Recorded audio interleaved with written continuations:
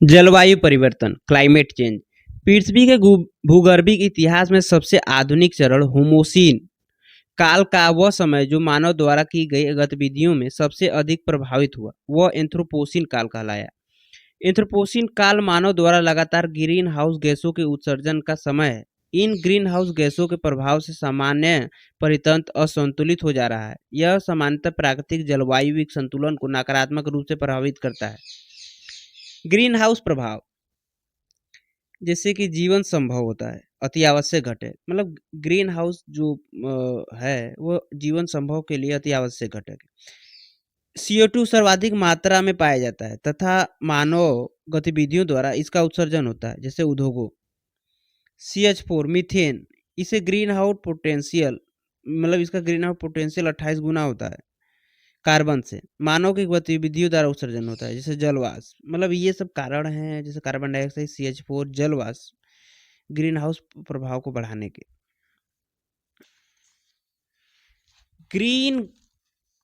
हरित गृह प्रभाव के अंतर्गत मतलब ग्रीन हाउस प्रभाव के अंतर्गत कुछ गैसें यथा कार्बन डाइऑक्साइड, मीथेन, जलवाष्प आदि अवरक्त सौर विकिरण हेतु पारगम प्रकृति की तथा सौर विकिरण द्वारा पृथ्वी के गर्म होने से उत्पन्न पार्थिव विकिरण हेतु यह अर्ध पारगम व अधिक मात्रा में उपस्थित होने पर अपारगम प्रकृति को प्रदर्शित करती हैं, जिस कारण से पृथ्वी का तापमान उच्च बना रहता है। स्मरणीय है कि पृथ्वी पर ग्रीन हाउस गैसों की अनुपस्थिति में दैनिक तापांतर 50 डिग्री सेंटीग्रेड तथा कुछ स्थानों पर भूमध्य रेखा के आसपास दैनिक तापांतर 80 डिग्री सेंटीग्रेड संभव होता। स्पष्ट है कि यह तापांतर पृथ्वी पर जीवन हेतु अनुपयुक्त स्थिति थी, अर्थात ग्रीन हाउस प्रभाव पृथ्वी पर जीवन हेतु अत्यधिक आवश्यक घटक है।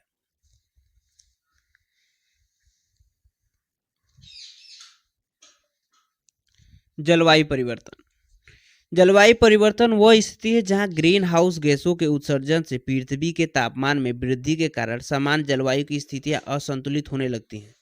सामान्यतः जलवायु परिवर्तन को पृथ्वी में तापमान वृद्धि के कारण हिमनदों के पिघलने से सागरीय जल स्तर में वृद्धि के साथ जोड़कर देखा जाता है, परंतु यह विशिष्ट तथा जटिल अवधारणा का साधारणीकरण है। यदि जलवायु परिवर्तन का संबंध महाद्वीपों के डूब जाने से है तो यह स्पष्ट है कि जलवायु परिवर्तन से पृथ्वी के महाद्वीपों का केवल 20% भाग ही जलमग्न होगा, परंतु यह विदित है कि शेष बचे 80% महाद्वीप भी जीवन हेतु अनुपयुक्त हो जाएंगे। वर्तमान में UN के क्लाइमेट चेंज चीफ द्वारा पृथ्वी के पास केवल 2 वर्ष ही शेष हैं, तत्पश्चात पृथ्वी पर नई आपदाओं का युग प्रारंभ होगा, कथन दिया गया। इस कथन का मुख्य कारण 21वीं सदी हेतु सीमा जो कि 1.5 डिग्री सेंटीग्रेड है का 2024 में पार हो जाना था। जलवायु परिवर्तन वह क्रमिक क्रिया है जहां चरणबद्ध रूप से नकारात्मक परिवर्तन होते हैं। उदाहरणार्थ, ग्रीन हाउस गैसों के उत्सर्जन के कारण सर्वप्रथम महाद्वीपीय क्षेत्र में तीव्रता से तापमान वृद्धि प्रारंभ होती है। यह तापमान वृद्धि शहरी औद्योगिक क्षेत्रों में सर्वाधिक होती है। समय के साथ ध्रुवीय क्षेत्रों के आइस शेल्फ पिघलना प्रारंभ होते हैं, जिसके कारण सागरीय जलस्तर में वृद्धि से समुद्र तटीय क्षेत्र का जलमग्न होना विश्व व्यापार को प्रभावित करता है तथा विश्व का ऊर्जा व्यापार जैसे तेल व्यापार सर्वाधिक प्रभावित होता है। अर्थव्यवस्थाएं व्यापार की बाधाओं के कारण विफल होना प्रारंभ होती हैं। सागरीय दुर्घटनाओं में तीव्रता से वृद्धि होती है, विशेषकर आइस शेल्फ के टूटने से बने आइसबर्ग के द्वारा घटित दुर्घटनाएं। जलवायु परिवर्तन के साथ पृथ्वी पर वर्षा के पैटर्न में तीव्रता से परिवर्तन आता है। कृषि भूमि प्रदेशों में वर्षा के पैटर्न में परिवर्तन से उत्पादकता नकारात्मक रूप से प्रभावित होती है। उदाहरणार्थ, विश्व की कुल भूमि का 12.5% वर्षा के पैटर्न के कारण कृषि अयोग्य होने की संभावना है, अर्थात यह क्षेत्र पूर्णतः अथवा आंशिक रूप से बंजर भूमि में परिवर्तित हो सकता है। वर्षा के पैटर्न में परिवर्तन एकमात्र कृषि भूमि को प्रभावित नहीं करता, अपितु यह मरुस्थलीकरण को भी तीव्र करता है। केस स्टडी, शहरी मरुस्थलीकरण। मानव द्वारा स्थापित सबसे आधुनिक शहरों का समय के साथ अत्यधिक सूखे व प्रदूषण के प्रभाव के कारण समाप्त होते जाना शहरी मरुस्थलीकरण का उदाहरण है। बृहद स्तर पर शहरी क्षेत्रों में वर्षा कम होने से प्रचंड सूखा अतः विशहरीकरण की क्रिया को प्रारंभ करता है। भारत में बेंगलोर शहरी मरुस्थलीकरण का उदाहरण है। वैश्विक स्तर पर जकार्ता, कैनबरा, पर्थ, नैनकिन शहरी मरुस्थलीकरण से प्रभावित होने वाले क्षेत्र हैं। शहरी बाढ़, अर्बन फ्लड, शहरी क्षेत्रों में तीव्रता से बढ़ता सीमेंटीकरण शहरी बाढ़ हेतु जिम्मेदार है। सामान्य स्तर की वर्षा भी शहरी क्षेत्रों में सीमेंटीकरण के कारण जल भराव का कारण होती है। वहीं वर्षा के पैटर्न में परिवर्तन, वर्षा की मात्रा में परिवर्तन कर बृहद स्तर पर शहरी बाढ़ तथा विनाश को जन्म देता है। हिम नदों का पिघलना। जलवायु परिवर्तन के द्वितीय चरण में प्रथम चरण की अपेक्षा तीव्रता से परिवर्तन होते हैं। American department of climate change resistance द्वारा प्रेषित लेख के अनुसार जलवायु परिवर्तन का वह चरण जो मुख्य ध्रुवीय प्रदेश के हिमनदों को पिघला दे, वह चरण मानव अधिवासों को समाप्त कर हमें पुनः आदिम युग की ओर ले जाने का काल सिद्ध होगा। सर्वप्रथम ध्रुवीय क्षेत्र के हिमनदों के पिघलने से हिमनदों में हजारों वर्ष पूर्व के वायरसों का पुनः परितंत्र में आना बृहद स्तर पर मानव के वायरसों के संक्रमण का आउटब्रेक हेतु जिम्मेदार होगा। इस स्थिति के अगले चरण में यह स्थिति मानव हेतु अधिक विकराल होगी, जहां महासागरीय जल के तापमान में असंतुलन के कारण महाद्वीपीय स्तर पर शुष्कता का क्रम प्रारंभ होगा। जिस प्रकार प्राकृतिक निर्वनीकरण की क्रिया होती है, यह पुनः पृथ्वी महाद्वीपीय शुष्कता के कारण प्रारंभ होगा। हिमनदों की पिघलने की क्रिया को निरंतर होने पर सघन मानवीय अधिवास वाले महाद्वीपीय तटीय क्षेत्र जलमग्न होना प्रारंभ होंगे, जिससे मानव अधिवास पूर्णतः इन क्षेत्रों में समाप्त होगा। उदाहरण: पूर्वी चीन 68% जनसंख्या केवल 18% क्षेत्र में निवास करती है, जो कि पूर्वी तटीय मैंचूरिया मैदान कहलाता है। पूर्वी ऑस्ट्रेलिया, जहां 90% जनसंख्या केवल 10% क्षेत्रफल में निवास करती है, जो कि इसकी पूर्वी तटीय क्षेत्र है, का जलमग्न होना होगा। तटीय क्षेत्रों के जलमग्न होने के समानांतर कम ऊंचाई वाले द्वीपीय क्षेत्र, विशेषकर प्रवाल द्वीप समूह, तटीय क्षेत्र की अपेक्षा और अधिक तेजी से जलमग्न होना प्रारंभ होंगे। इन द्वीपीय क्षेत्रों के जलमग्न होने की स्थिति महाद्वीपीय क्षेत्रों में जनसंख्या के प्रवासन व पुनः वितरण को प्रेरित करेगी। यूएन रिपोर्ट के अनुसार बलपूर्वक किया गया प्रवासन यानी फोर्स्ड माइग्रेशन संभव सफलता सूचकांक शरणार्थी में सबसे निम्न पायदान में आता है। उदाहरण: प्रवाल द्वीप समूह जैसे मॉरिशस व मालदीव, जिनकी समुद्र तट से ऊंचाई सबसे निम्न है।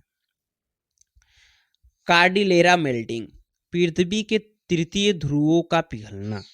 मुख्य ध्रुवीय प्रदेशों के पिघलने के साथ ही कार्डिलेरा पर्वतीय प्रदेशों में भी हिमनदों का पिघलना नदियों को अप्रत्याशित होने की ओर लेकर जाएगा। नदियों के अप्रत्याशित होने से आशय है कि नदियों के जल स्तर में अत्यधिक तीव्र वृद्धि यह सामान्य बाढ़ की अपेक्षा मात्रात्मक रूप से बृहद तथा क्षणिक प्रकृति की होती है।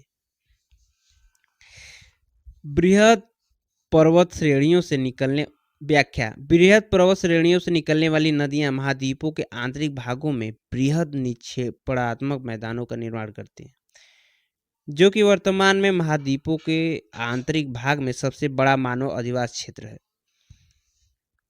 निक्षेपणात्मक मैदानों में GLOF glacier lake outburst flowed, हिमनदों झीलों के फटने से बृहद स्तर पर आई बाढ़ की स्थिति का निर्माण होना प्रारंभ होगा।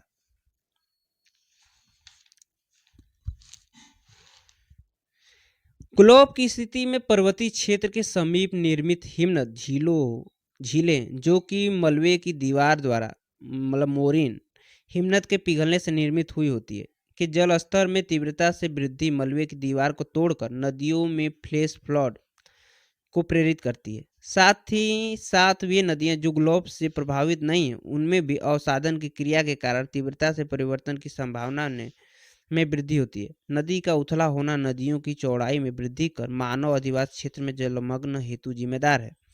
उदाहरण: ऑस्ट्रेलिया के किम्सबर्ग शहर, जिसका 14% भाग क्रिम्स नदी के कारण जलमग्न हो चुका है। Greenhouse age. Greenhouse age पृथ्वी के समान चक्र में आने वाली यह आयु पृथ्वी का हिमनद विहीन युग होता है।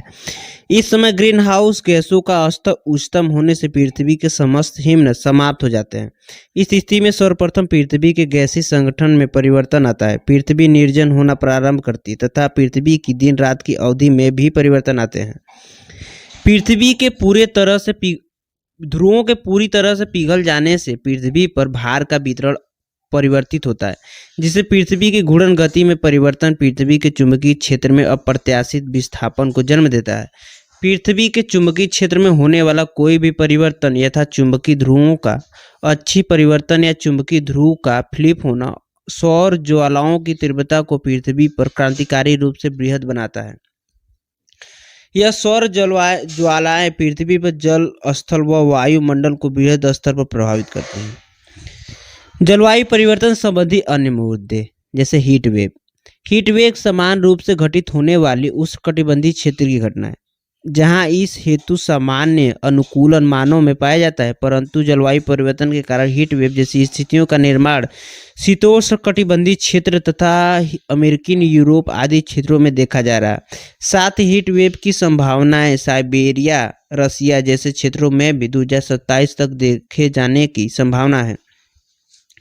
स्मरणीय की हीट वेव अत्यधिक तीव्र प्राणघात माइक्रोवेव होती हैं, जो कि किसी स्थान की एक घंटे में 5 डिग्री सेंटीग्रेड मैदानी तथा 1 घंटे में 3 डिग्री सेंटीग्रेड पर्वतीय तापमान की वृद्धि के कारण निर्मित होती हैं।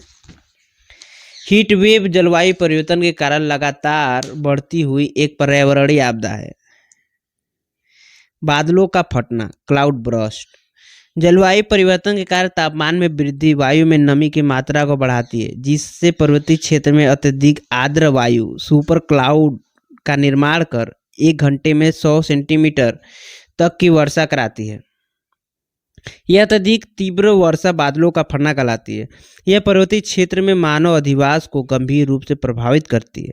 उदाहरण उत्तराखंड में केदारनाथ बाढ़, सिक्किम में सिक्किम जल आपदा आदि।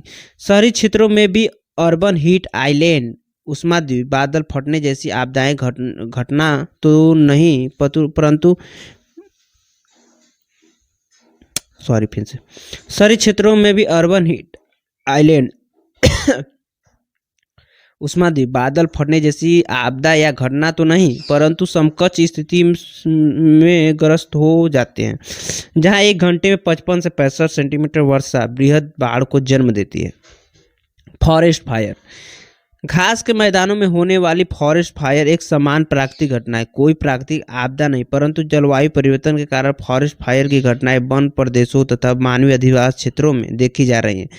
किसी क्षेत्र के तापमान व शुष्कता में वृद्धि उस स्थान में जंगलों व कृषि भूमियों के आसपास बृहद फॉरेस्ट फायर हेतु जिम्मेदार है। उदाहरणार्थ लॉस एंजल्स फॉरेस्ट फायर। यह समान घटना फॉरेस्ट फायर ग्रीष्म ऋतु में 14% घास भूमि आपदा, शीत ऋतु में 54% क्षेत्र, 2024 में सूर्य जंगल